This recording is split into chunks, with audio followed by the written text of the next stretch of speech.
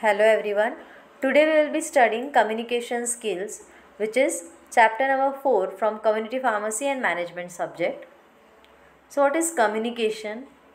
Communication is both an art and a science because it involves both creative and technical aspects. It is an art because it involves all the creative skills. It is a science because it involves all the technical aspects.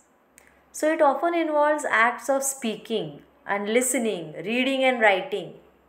But it also goes beyond this and incorporates the transmission of non-verbal language or sign language or codes transmitted electronically and physically. Example, touch, hormones, muscles, tendons, nerves, and messages communicated through music and by other means.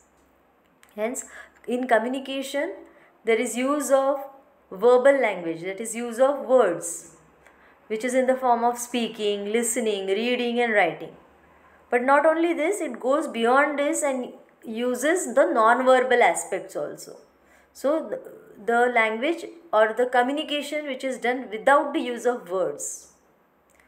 So, the act of communicating verbally serves to convey how we feel and how we think to others. It is also the basis of how we relate with others using language as its medium. Sign language is a visual way of communicating where someone uses hand gestures, movements, body language, and facial expressions to communicate. Verbal communication is the use of words to share information with other people. It can therefore include both spoken and written. Now, the exact definition of communication is giving, receiving, or exchanging ideas, data, information, signals, or messages through appropriate media, enabling individuals or groups to persuade, to seek information, to give information, or to express emotions. Hence, communication is usually a two-way process. So, why it is a two-way process? Because it involves both the sender and the receiver. The one who is giving the message is the sender, and one who is receiving it is the receiver. And after listening to the message or after receiving the information, the receiver will give some kind of feedback or some kind of reaction or response to the message. So it is a two-way process.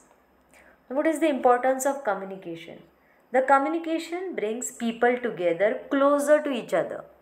Communication is an important management function closely associated with all other managerial functions.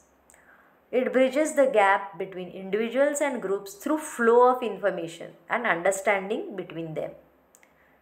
Hence, communication is a continuous process which mainly involves three elements, that are sender, the message and receiver. Now, what is the importance of communication in pharmacy or in pharmacy practice? Pharmacists spend a lot amount of his professional time for communication with patient, doctors and other health professionals.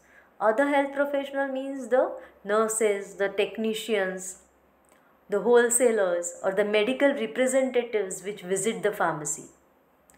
So many factors like language, social and cultural background, personality and many more factors affect the communication. Effective communication is a key factor for a professional pharmacist. It will help him in communicating with fellow professionals and other colleagues. Effective communication by pharmacists is essential to improve the use of medications by patients and ensure optimal therapeutic outcomes. Yes, if we communicate or if the pharmacist communicates effectively to the patient about the use and appropriate directions regarding the usage of medicine, the patient will adhere to the prescription and follow the guidelines as it is, and in turn it will give or result in better therapeutic outcomes. So in this way, pharmacist can improve patient adherence to drug therapy through appropriate strategies, including patient counseling and education.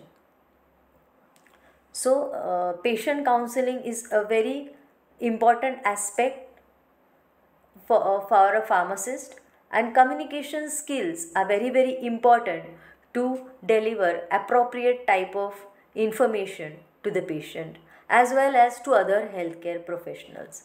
Hence, communication is a key factor or is a very important part of pharmacy practice. In next topic we will study about the types of communication. Thank you.